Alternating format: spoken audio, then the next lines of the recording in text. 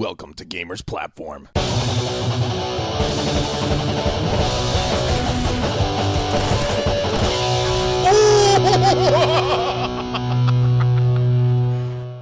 Hello, ladies and gentlemen. I'm Adam Wolf from Gamers Platform.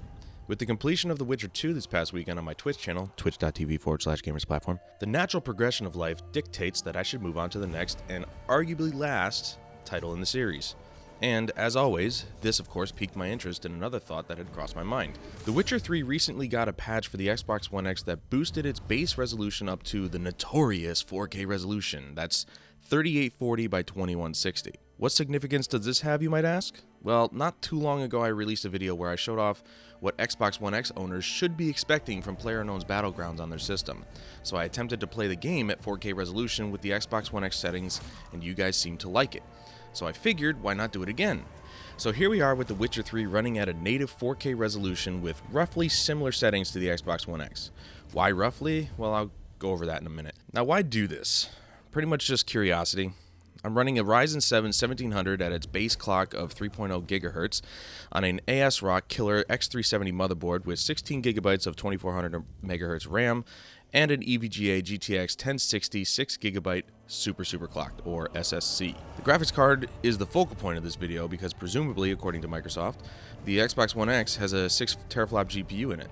Well, my graphics card is a 4 teraflop GPU, and if you have a similar setup like I do, I'm sure you're just as curious as to whether or not you can match, arguably, the most powerful console on the market today. So that's where this video comes in, to prove that even with a less powerful GPU, you can still get a prime 4K gaming experience. But for right now, I'm going to let the video play out, and I'll be back with the differences between the two systems towards the end of the video. Enjoy!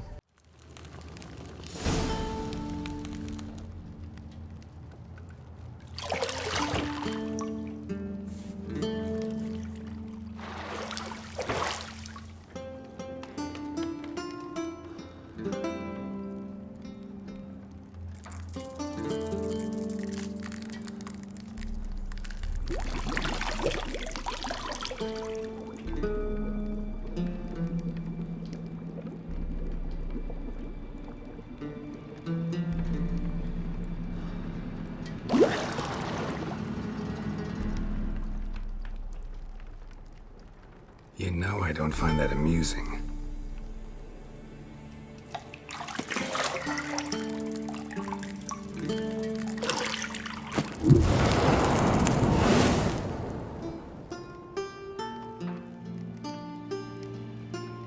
It wasn't meant to amuse, but to prod you to hurry. It's midday already.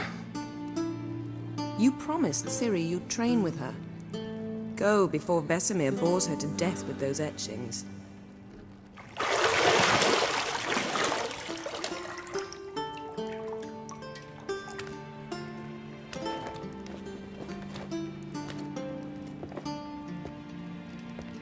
So, later then. See you later.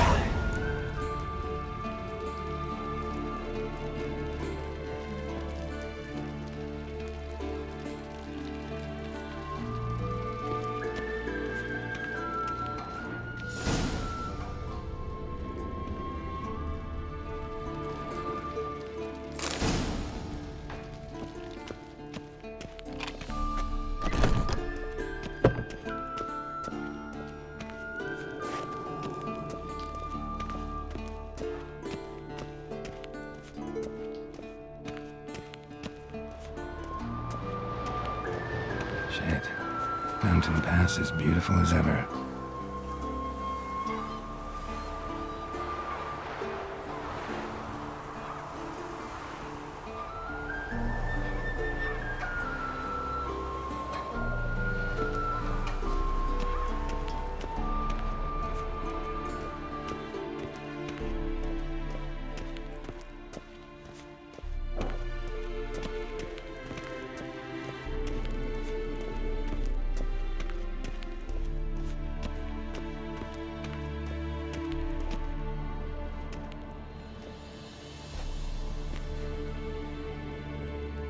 Old Witcher's fast asleep.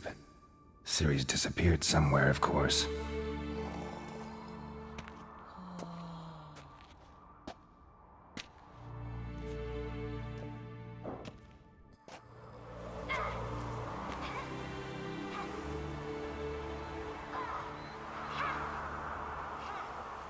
Guess she prefers practice to theory. What? Time to wake up, Master. These lessons so boring they put you to sleep too? Damn it. After taking notes on ghouls and owl-ghouls, wanted to rest my eyes a bit. Making her slog through that brick? No wonder she took off. John of Bruges lacks flair, true, but he's reliable. Not like the hogwash they print nowadays. She's tackling the pendulums, right? How many times do I have to tell her? Don't train alone. It only embeds your errors. Bring our young damsel to the lower courtyard. She wants to practice, she'll get to practice. Don't get mad at her. Why the hell not? The whippersnapper refuses to do as she's told. You like that about her. Fine. I suppose I'm partly to blame. But this has to end. Now. Killing monsters is not something to be taken lightly. Ciri must understand that, if she's to become one of us.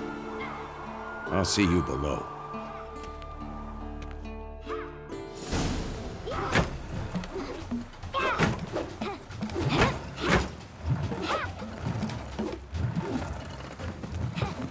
Wrong. Now I see why you were so eager to practice. Strike.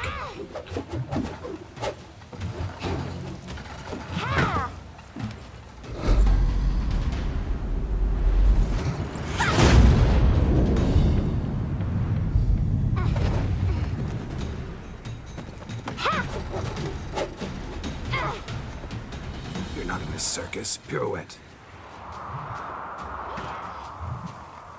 Wrong. Footwork. Enough. Get down. With a flip? What do you think? All right. Take off the blindfold.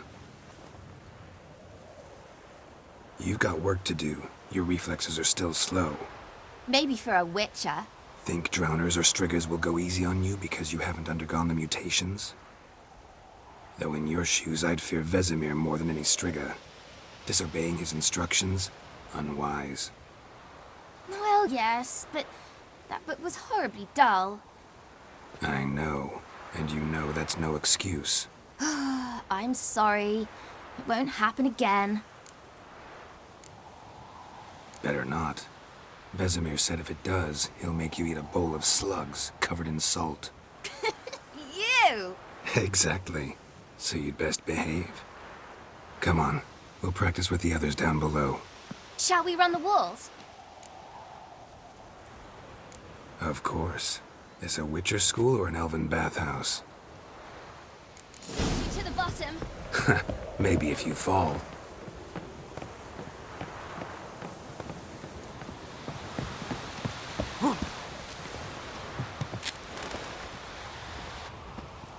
What did I tell you about breathing? Through your mouth, in rhythm with your steps. Ciri, cut it out.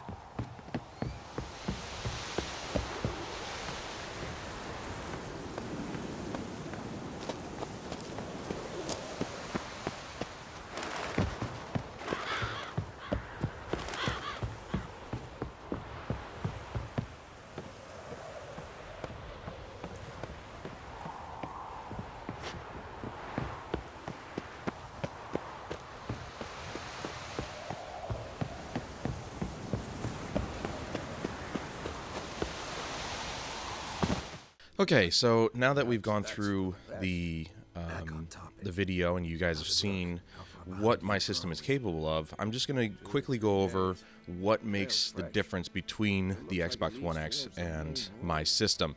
Now, I've done all this based on research, okay? I don't know the exact graphic settings that they're using on the Xbox One X, but I'm going to give you guys a rough idea as to what it actually uses based on what I've read, what I've researched, and what I could get. So, what they've mentioned with the Xbox One X is that it has enhanced shadows, HBAO, which is NVIDIA's technology for ambient occlusion, higher texture filtering, and they're comparing this to the PlayStation 4 Pro. Now, texture filtering is not an option on PC, so unfortunately I couldn't really. I think that's all based on the level of detail option. Higher resolution textures, of course, post-process anti-aliasing. It even has HDR support, which, again, I do not have an HDR display, so this is all, of course, in SDR, or standard dynamic range. But the Xbox One X actually does have a dynamic resolution scaler, so it's not 100% at 4K resolution, and that's where I think my system actually comes out on top. And, of course, even though the Xbox One X has a more powerful GPU, it actually might have a subpar CPU because it does seem to, I guess, exhibit on the Xbox One X frame drops due to a possible CPU bottleneck. So, I think I also have yet another advantage in that. Now, with my system, my graphics are actually on the high preset. Okay, so that's just about every single. Well, actually, that is every single setting on high, with the exception of Hairworks. I've turned those off because, well, if you know anything about The Witcher 3 on PC, the Hairworks, the NVIDIA Hairworks settings are even rough for NVIDIA cards to run. So those are completely off, just like the Xbox One X. It does not have Hairworks either. And my post-processing effects are everything's turned on except motion blur, ambient occlusion, and chromatic aberration. Chromatic aberration doesn't really affect much at all, unless you are familiar with that. It's a photography thing, and it makes images look old-timey, I guess is the best way to put it. And I just turn it off because I don't like it. But the kicker, that is the biggest difference between my system and Xbox One X, is that I believe the Xbox also has motion blur enabled, but it also has HBAO, so it has ambient occlusion. I didn't know this, but motion blur and ambient occlusion are the worst offenders of slowdown on PC. Like, in any of out of all the post-processing effects, those two are the only ones that really exhibit any kind of effect majorly on the frame rate. So I was just really kind of disappointed. So it was unfortunate that I couldn't match the Xbox One X in that way, but I think I actually outdid the Xbox One X in this sense, because I think the One X actually is a mixture of medium to high graphics settings, because they have enhanced shadows, so you have to assume the shadows are at least on high settings or higher.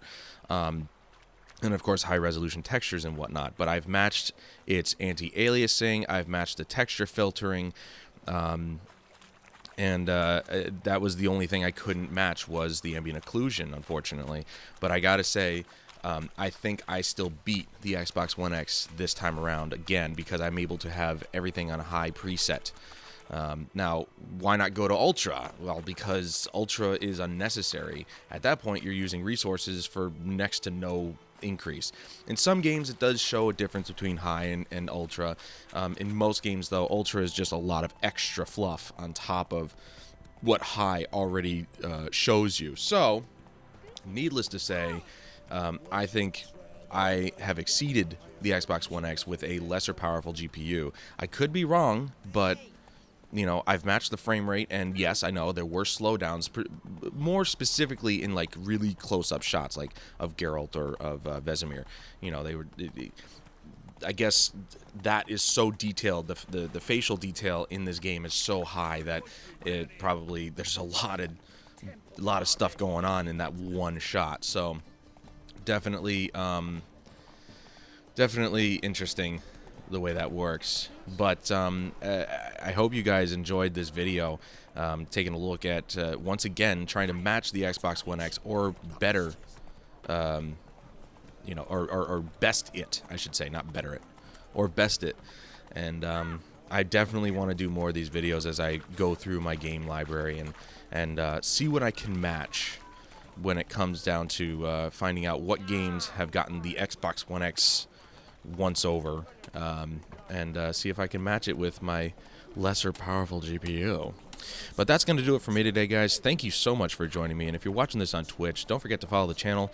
I go live Saturdays and Sundays, 12 to 6 p.m. Eastern Time in the U.S., and sometimes during the week, if I feel like streaming, I'll probably just hop on every once in a while if I've got some free time.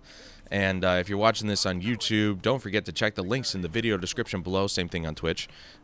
Certainly check out the Extra Life campaign. It's 2018. We're back on the horse, and we're here to raise more money for children's charity. If you can't give, don't worry. It's $200 again is the goal, and we will reach it again. I promise you that. But if you can give, don't hesitate to donate. And if you like this episode, hit that thumbs up button. If you dislike it because you hate the Xbox One X, you can dislike it. And if you haven't already, don't forget to subscribe. But until next time, guys, I'm Adam Wolf. This is The Witcher 3, and I will see you guys in the next one.